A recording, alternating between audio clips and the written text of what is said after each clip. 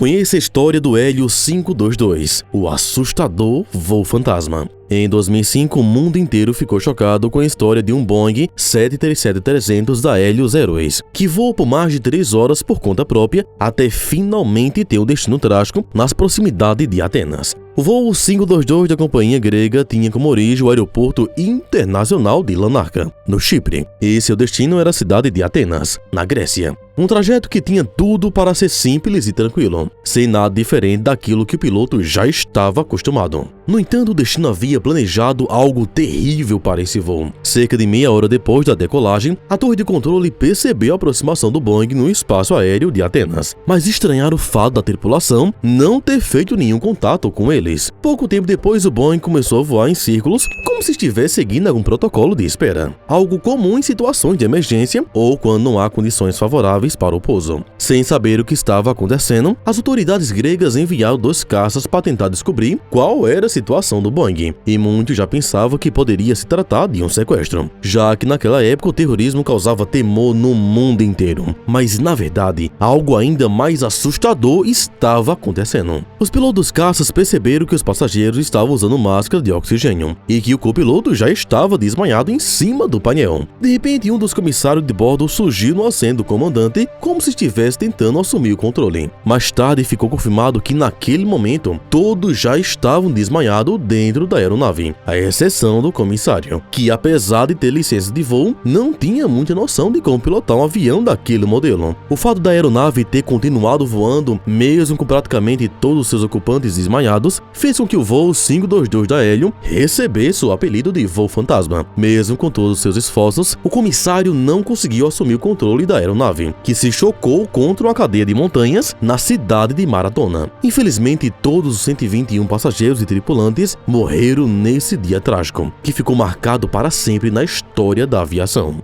Falta de pressurização causou o acidente.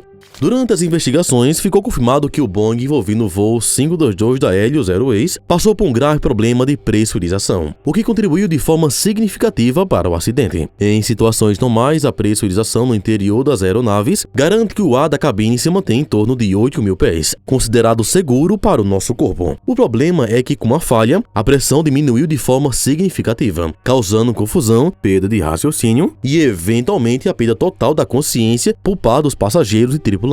Com o avião atingindo 18.000 pés sem que o piloto tenha consertado a situação da pressurização, as máscaras de oxigênio foram liberadas e a maioria dos passageiros conseguiu vesti-las. O problema é que, mesmo assim, essas máscaras só possuem estoque de oxigênio para 15 minutos e a situação de emergência durou muito mais tempo que isso. Por isso, em determinado momento, todos os passageiros e tripulantes acabaram desmaiando por conta de uma condição conhecida como hipoxia, quando não há oxigênio suficiente para as células. Eventualmente, isso faz com que as funções corporais comecem a ser interrompidas, e a condição pode levar à morte se não for revertida a tempo. Curiosamente, a perícia confirmou que a grande maioria dos passageiros morreu no momento do choque com as montanhas, e não por conta da hipoxia em si, o que significa que muitas vidas poderiam ter sido salvas se de alguma forma os tripulantes tivessem lidado melhor com essa situação de emergência. Infelizmente, mesmo com os alarmes, os pilotos não conseguiram identificar qual era o problema. A perícia comprovou que a falha na pressurização foi causada por uma alteração feita pelos técnicos de manutenção dias antes do voo. Para que pudesse checar o sistema de pressurização, os técnicos alteraram o sistema de controle da pressão para o modo manual. E o problema é que eles esqueceram de devolver o sistema para o modo automático quando terminaram o serviço.